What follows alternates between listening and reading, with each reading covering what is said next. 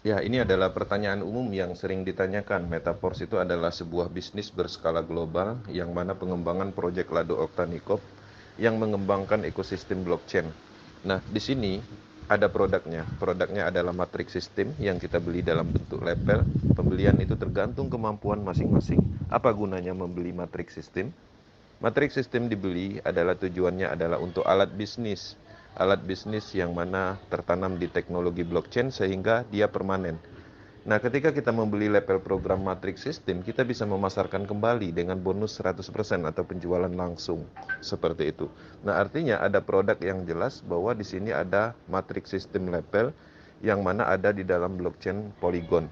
Ini yang menarik karena sifatnya permanen dan tidak bisa dihentikan.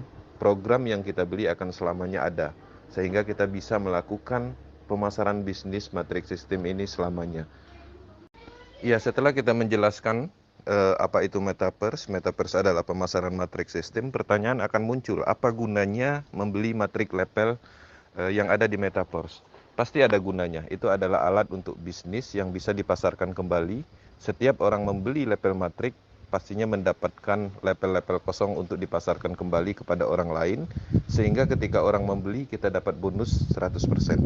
Nah, selain dari itu juga, selain dari alat bisnis dan alat untuk mendapatkan cryptocurrency DAI, apalagi gunanya? Gunanya adalah untuk mendapatkan distribusi SFC, ya, SFC token, untuk mendapatkan potensi distribusi dari NFT. Kemudian itu yang sudah terungkap. Kedepannya, alat atau matrix sistem yang kita beli itu berfungsi untuk mendapatkan proyek-proyek ekosistem blockchain secara keseluruhan, seperti mengikuti staking program, kemudian NFT platform, metaverse, game blockchain, marketplace blockchain, dan lain-lain. Jadi pada prinsipnya, matrix sistem yang kita beli itu adalah sebuah alat yang memang bernilai secara fungsionalnya sangat banyak. Jadi untuk mendapatkan banyak produk blockchain, teman-teman harus membeli matrix system seperti itu. Ya, jadi kita memahami kekhawatiran semua orang anti scam itu adalah kalimat yang luar biasa yang tidak pernah kita temukan di dalam bisnis pemasaran apapun. Nah, pertanyaannya, kenapa berani Metaverse menyatakan bahwa Metaverse adalah anti scam? Kita harus paham, scam itu adalah bahasa Inggris dan terjemahannya adalah penipuan. Penipuan terjadi selama ini karena faktor apa? Karena faktor dananya terkumpul di rekening tertentu, sentral dana.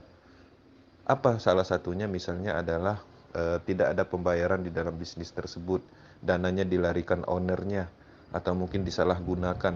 Itu pada umumnya terjadi. Kemudian apalagi? Sentral data atau kontrol sistem terpusat. Contohnya apa? Dihack, diambil alih pemerintah, kemudian maintenance cukup lama, dan macam-macam. Dan memang terkadang itu ketika sentral data atau data server terpusat memang sengaja developmentnya mematikan programnya, menipu, tujuannya menipu. Ketika dana semuanya sudah terkumpul banyak, mereka sudah mencapai target. Nah, dengan alasan-alasan seperti itu kita tidak menemukan di metaverse. Metaverse adalah bisnis terdesentralisasi menggunakan jaringan Polygon blockchain. Dia adalah bagian pengembangan dari smart contract. Kita sama-sama tahu smart contract adalah sebuah algoritma yang di dalamnya atau dijalankan di dalam blockchain teknologi. Selama ini, smart contract cukup unggul dalam pengembangan bisnis terdesentralisasi karena tidak berpotensi disalahgunakan atau terikat dengan program algoritma yang sudah dikembangkan. Ini menarik, bisnis ini akan selamanya ada, artinya di sini juga tidak ada pengumpulan dana, juga tidak ada sentral data terpusat, tidak ada faktor manusianya di dalam sistemnya.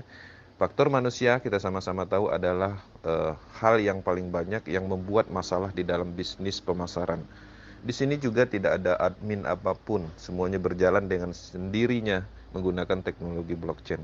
Nah, memang beberapa orang belum memahami apa itu smart contract, desentralisasi, kemudian blockchain teknologi, dan hal-hal yang mendukung dengan teknologi metaverse. Nah, ketika memahami itu semua, ya pastinya akan menerima pernyataan ini bahwa metaverse adalah anti scam. Karena memang tidak ada pengumpulan dana juga. Kemudian transparansinya 100%, keadilannya ada seperti itu. Nah, ada banyak faktor yang memang harus dijelaskan secara detail by data, dan tapi itu semua sampai saat ini tidak bisa disangkal. Artinya memang pada kenyataannya memang metaverse seperti itu. Nah, itu yang menarik, kekuatan dari proyek ini adalah kita mendapatkan sebuah bisnis permanen bahkan bisa diwariskan seperti itu. Ya, jadi pada prinsipnya di Metaverse ini sebenarnya kita membeli alat, jadi risikonya nggak ada, bisa dibilang seperti itu. Masih berisiko kalau kita membeli alat-alat pada umumnya, misalnya beli senapan angin untuk menangkap burung seperti itu masih ada risikonya karena kekhawatiran rusaknya karatnya seperti itu. Tapi kalau ini, kita membeli alat matrix system yang tertanam di teknologi blockchain yang tidak ada potensi expirednya, rusaknya seperti itu. Nah, jadi ini tidak ada resiko karena alat yang kita beli itu adalah alat untuk mendapatkan aset digital. Nah, jadi ketika kita memahami itu, artinya risikonya di mana? Nah, itu yang harus dipikirkan. Saya juga tidak menemukan risiko apapun dan saya bingung risikonya di mana. Memang ada potensi risiko terjadi yang mungkin adalah kesalahan dari individunya. Misalnya ketika bergabung di Metaverse, prepaid key-nya nggak disimpan, kemudian handphonenya hilang, sehingga tidak bisa memulihkan trust walletnya. Mungkin itu aja risikonya. Artinya bukan dari sistemnya. Nah, jadi teman-teman harus menyadari memang resiko itu adalah sebuah hal yang kita temukan selama ini ada di individu masing-masing. Nah, itulah tujuan kita, kenapa kita menjalankan akademinya. Bagaimana cara merawat akun kita, trust wallet kita, supaya tidak terjadi resiko yang karena faktor personal seseorang. Bisnis ini cukup aman karena memang bisnis ini bukan seperti bisnis pada umumnya, yang mana kita menjual produk misalnya, kemudian kita dapat bonus 10%, sisanya masuk ke development, nanti development udah kaya mereka matikan sehingga bisnisnya berhenti. Bukan itu. Kita murni membeli alat, aset digital yang mana alat kita beli tujuannya adalah untuk mendapatkan produk-produk ekosistem Metaverse yang mana semuanya itu adalah sumber uang. Seperti itu. Iya, Bang. Jadi pada prinsipnya kita di sini berproses. Bisnis ini memungkinkan kita untuk melakukan proses karena bisnis ini tidak ditemukan titik akhirnya. Karena bisnis ini sebenarnya adalah sebuah program yang tertanam di teknologi blockchain yang mana sifatnya adalah desentralisasi. Nah, jadi pada intinya ketika ingin berkembang di metaverse ini adalah tempatnya. Ya, saya menyadari kalau dulu kan kita mengembangkan bisnis orang lain, kita memasarkan proyek orang lain, ketika orang tersebut berhasil atau sudah mencapai target bisnisnya kan mereka tutup. Jadi sia-sia kita mempelajari sistemnya, mempelajari produknya, roadshow sana sini, tabel tab sana sini. Tapi apa yang kita bangun setelah 6 sampai 8 bulan bisnisnya berhenti. Harusnya di angka tersebut kita mendapatkan uang besar karena berhasil membentuk tim, membangun tim gitu. Nah, sebenarnya kalau di Metaverse itu adalah salah satu kelebihannya ketika teman-teman ingin memaksimalkan kreativitas dalam pengembangan bisnis, apa yang dilakukan nggak sia-sia, hebatnya di situ. Nah, jadi banyak orang yang tidak menyadari itu, yang selama ini mungkin dia bermain di dalam bisnis network, tapi yang dia lakukan adalah sebenarnya pada intinya membangun bisnis orang lain, karena ada pola namanya bonus sponsor.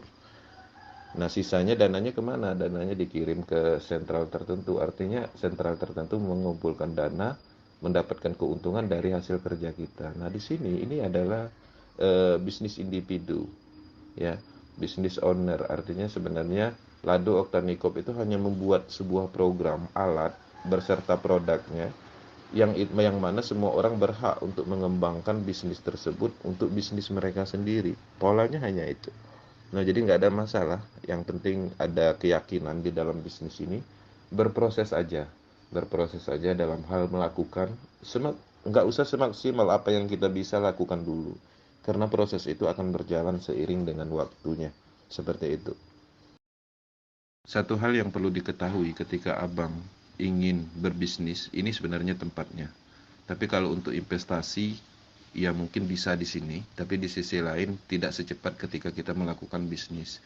Kalau kita selama ini pernah bermain bisnis jaringan, familiar dengan bisnis, sayang ini nggak dikembangkan karena kita membangun bisnis kita sendiri.